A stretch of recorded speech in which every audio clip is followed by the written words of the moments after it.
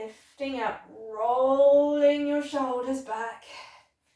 Coming back to the front of the mat to repeat the sequence on the other side. So bringing the big toes to touch, heels a teensy bit apart from each other. Spread the toes, palms together, Tadasana. Lift through the crown of the head, press down through the soles of the feet. Engage the thighs, engage the kneecaps, tailbone tucks under, Mula Bandha lifts, gentle Uddiyana Bandha, Jalandhara Bandha in the throat. If those words make no sense to you, then just be a tall mountain. What does a mountain mean to you? On an inhale, lift your arms, sink down into your hips, reach through your fingers. Exhale, bring your palms together, sink a little deeper. Inhale, lengthen your spine but keep the squat. Exhale, right elbow to the outside of the left knee. If it doesn't reach, right hand to the outside of the left knee, left hand behind. Still sitting back into your imaginary chair, shoulder blades squeezing together, neck is long. He's off. Ladies. I'll leave perhaps with you. Breathing into your Parivrtti Utkatasana. Release, come back to center, straighten the legs, reach up, deep inhale. And as you exhale, bowing forward, folding forward, softening your knees. This time stepping the right leg back, nice big step back into a lunge. If it needs 2 steps and a shimmy, that's fine.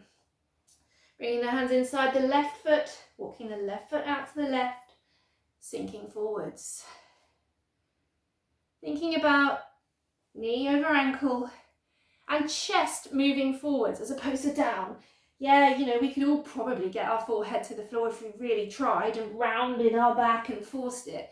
But we want to open our hips. We want to create length in our yoga practice.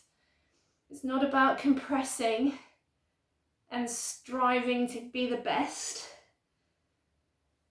It's about finding out who we are and where we are at any one time.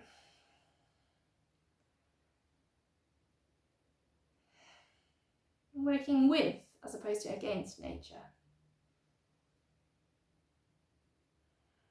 So use your breath. This side feels tighter for me than the other side, so maybe I'll try going down onto my elbows, but it might feel today that that's it, that's my limit today, and that's all good. I'm happy with that. I'm practicing santosha, contentment. You may notice we're spending a little bit longer in these hip openers.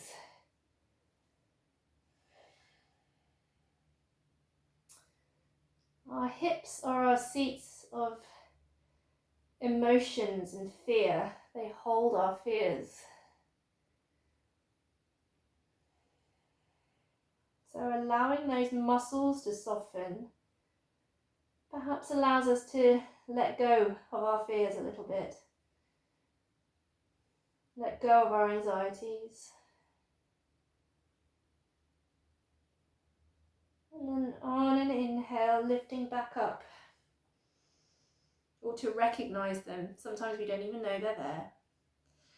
And walking or stepping your right knee back to your left, bringing your bottom to your heels for a final child's pose.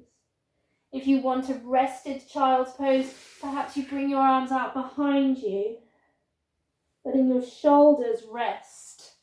Perhaps your toes are together and your knees come apart from each other and you reach forwards. For those of you a little bit more bendy, you can take your arms a little bit wider, bring your your chest and perhaps your chin to the floor, keeping your bottom to your heels. But please do be careful on your neck. If that feels at all uncomfortable, don't do it. Stick with the forehead down. You're still getting a deep stretch, deep lengthening through the spine.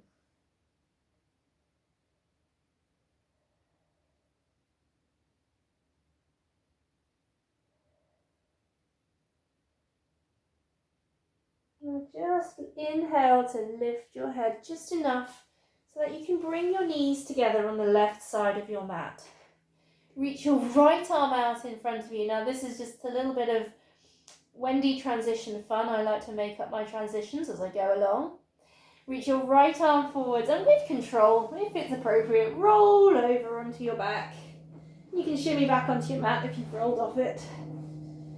When you arrive on your back, have a toe to fingertip stretch. Reaching into your fingers, reaching into your toes. Interlace your thumbs and spread your fingers. Upper arms squeeze by the ears. I'm going to do a banana stretch.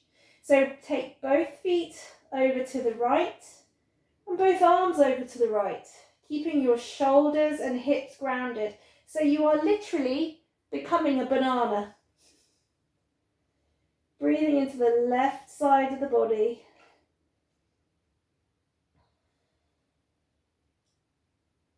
And then coming back to center and taking the arms and the legs over to the left and stretching out the right side of the body.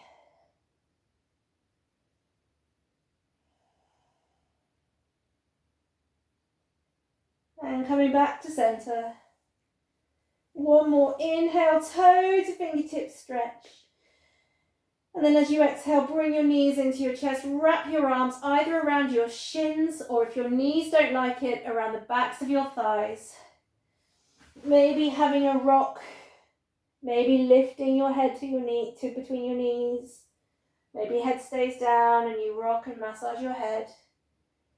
And any final movements that feel right for you, remember, be intuitive with your practice.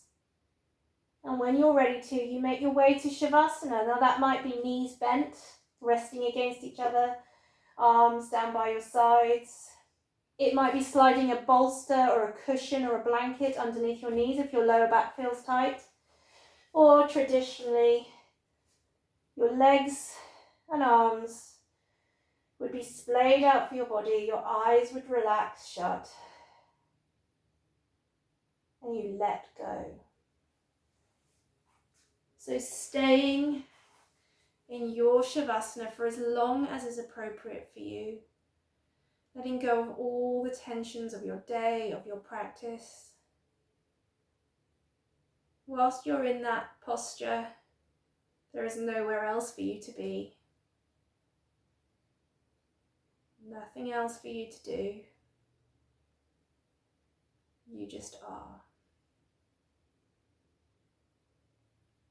Please stay in Shavasana as long as you need to.